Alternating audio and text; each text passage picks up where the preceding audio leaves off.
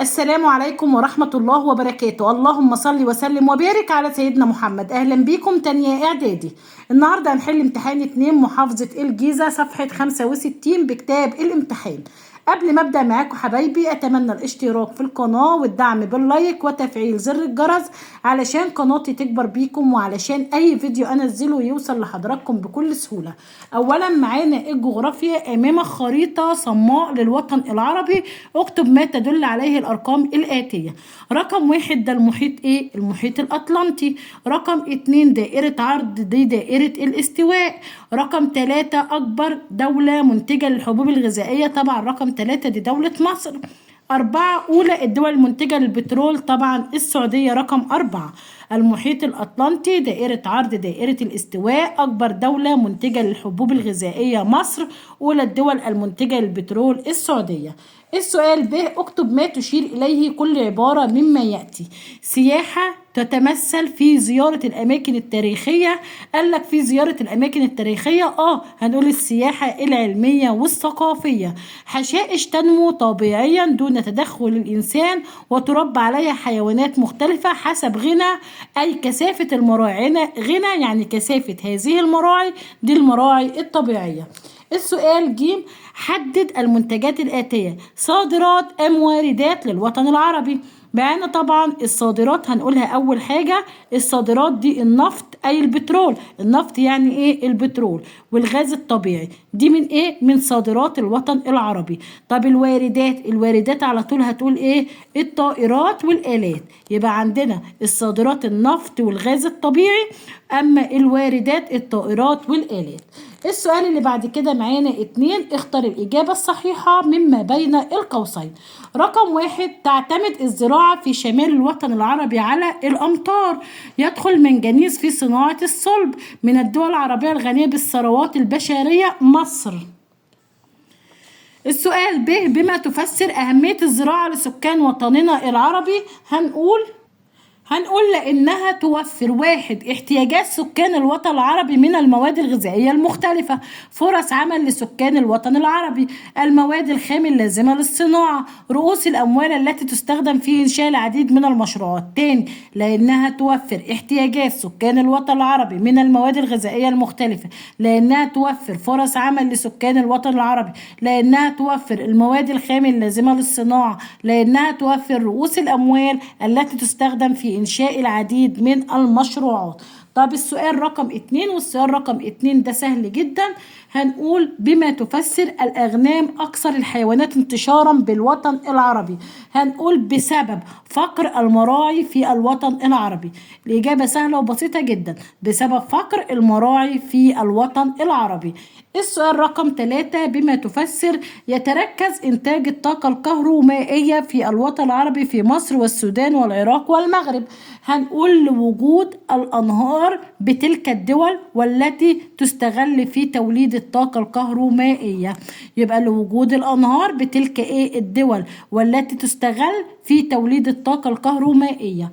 السؤال اللي بعد كده، ما مقترحاتك لحل مشكلات الصناعة والتجارة بالوطن العربي؟ هنقول 1 الاهتمام بالتعليم ورفع مستوى الخريجين في كافة التخصصات. 2 تجنب التكرار والتشابه بين المنتجات العربية. 3 حرية تنقل الأفراد ورؤوس الأموال بين الدول العربية. 4 التغلب على المشكلات الفنية والإدارية التي تعوق التبادل التجاري العربي. ثانيا معانا التاريخ. اكتب كلمة صواب أمام العبارة الصحيحة وكلمة خطأ أمام العبارة غير الصحيحة. أدخل الخليفة معاوية ابن أبي سفيان نظام الوراثة في الحكم، طبعا العبارة صح. عرفت الوزارة لفظا ومعنى في عهد الخلفاء الراشدين، طبعا خطأ. ليه؟ لأن عرفت الوزارة لفظا ومعنى في عهد الدولة العباسية وليس في عهد الخلفاء الراشدين. إذا اختلف أهل الشورى في الرأي يؤخذ برأي الأقلية، طبعا العبارة خطأ. ليه؟ لأن إذا اختلف أهل الشورى في الرأي يؤخذ برأي الأغلبية وليس الأقلية.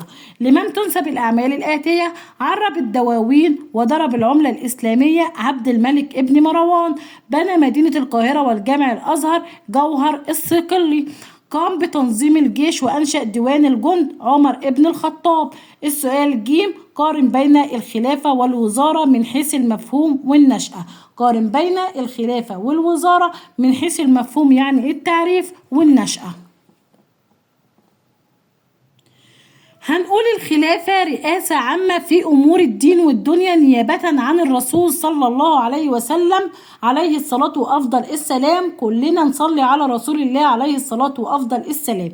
النشأة بعد وفاة الرسول صلى الله عليه وسلم عليه الصلاة وأفضل السلام. أما الوزارة منصب سياسي يقصد به معاونة الخليفة في شؤون الحكم. يبقى الوزارة منصب سياسي يقصد به إيه؟ معاونة الخليفة في شؤون الحكم. أما النشأة، نشأة الوزارة عرفت الوزارة من حيث المعنى فقط في عهد الرسول صلى الله عليه وسلم عليه الصلاة وأفضل السلام والخلفاء الراشدين والأمويين. أما عرفت الوزارة لفظا ومعنى في عصر العباسيين حيث أصبحت وظيفة رسمية. تاني، من حيث النشأة عرفت الوزارة من حيث المعنى فقط في عهد الرسول والخلفاء الراشدين والأمويين. عرفت الوزارة لفظا ومعنى في عصر العباسيين حيث أصبحت وظيفة إيه؟ وظيفة رسمية. تاخد بالك من حيث لفظا ومعنى، لفظا ومعنى في عصر العباسيين وأصبحت وظيفة رسمية.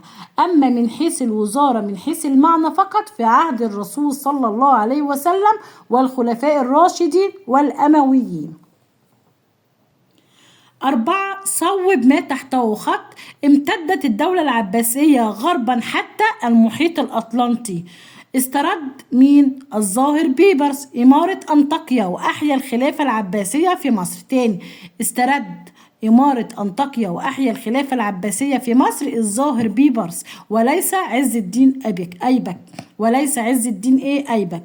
أما هنا امتدت الدولة العباسية غربا حتى، كاتب لك بلاد الأندلس، لا، حتى المحيط الأطلنطي. الخراج ركن من أركان الإسلام فرض على المسلم القادر. طبعا الزكاة ركن من أركان الإسلام فرض على المسلم القادر وليس الخراج. ما النتائج التي ترتبت على 1. اهتمام الخليفة الوليد ابن عبد الملك بالعمران. هنقول ترتب على ذلك قيامه ببناء المسجد الأموي بدمشق ووسع الحرم المكي بمكة المكرمة وأعاد بناء المسجد النبوي بالمدينة ومهد الطرق وحفر الآبار. تاني، ترتب على ذلك قيامه ببناء المسجد الأموي بدمشق ووسع الحرم المكي بمكة المكرمة وأعاد بناء المسجد النبوي بالمدينة ومهد الطرق وحفر الآبار. طب السؤال اللي بعد كده معانا رقم 2، معركة حطين. ما النتائج المترتبة على معركة حطين؟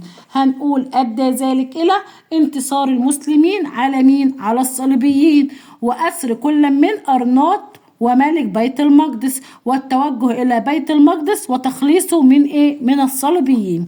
يبقى أدى ذلك إلى انتصار المسلمين على الصليبيين وأسر كل من أرناط وملك بيت المقدس والتوجه إلى بيت المقدس وتخليصه من الصليبيين.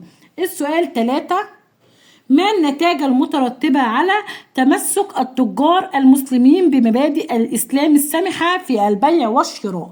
هنقول أدى ذلك إلى ازدهار التجارة في الدولة الإسلامية ودخول كثير من الناس في الإسلام. يبقى أدى ذلك إلى ازدهار التجارة في الدولة الإسلامية ودخول كثير من الناس فين؟ في الإسلام.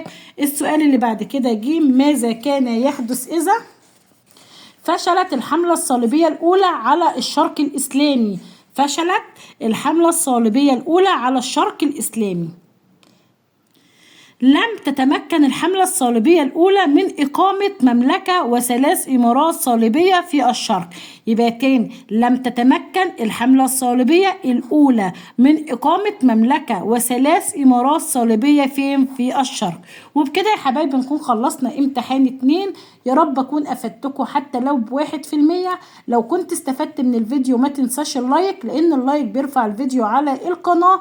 زي ما انت استفدت تساعد ان زميلك يستفاد. مع السلامة بناتي واولادي الاعزاء، ان شاء الله اشوفكم على خير في فيديو جديد. وعايزة اقول لكم على معلومة في نهاية الفيديو، ان امتحانات المحافظات من اهم الامتحانات، ما بيخرجش منها الامتحان. لازم حضرتك تحل على الاقل اول 10 محافظات علشان تقدر تدخل الامتحان وانت مطمن. مع السلامة، وان شاء الله اشوفكم على خير في فيديو جديد.